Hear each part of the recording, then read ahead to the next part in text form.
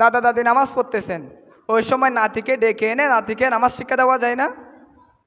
যায় কি না? যায়। সেজন্য আল্লাহর হাবিব বলেন, ও আমার উম্মত শুনো শুনো, তোমাদের সন্তানের বয়স যখন 7 বছর হবে, 7 বছর হওয়ার সাথে সাথে তোমরা সন্তানদেরকে নামাজে শিক্ষা দাও। বড় করে বলুন সুবহানাল্লাহ। ইয়া রাসূলুল্লাহ, ইয়া হাবিবাল্লাহ, আমরা সন্তানদেরকে কয় বছর নামাজে শিক্ষা দেব? নবী বলেন, তোমরা 7 থেকে 8 বছর, 8 থেকে 9 বছর, 9 থেকে 10 বছর, এই 3 বছর পর্যন্ত তোমরা হাতে কলমে সন্তানদেরকে নামাজে শিক্ষা দাও। বড় করে বলুন সুবহানাল্লাহ। এরপর নবী বলেন, ওহুম আবনাউ আশরিন, যখন তোমাদের সন্তানের বয়স 10 বছর হবে। কয় বছর?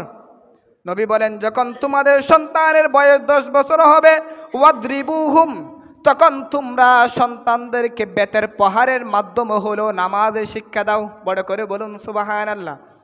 দেখে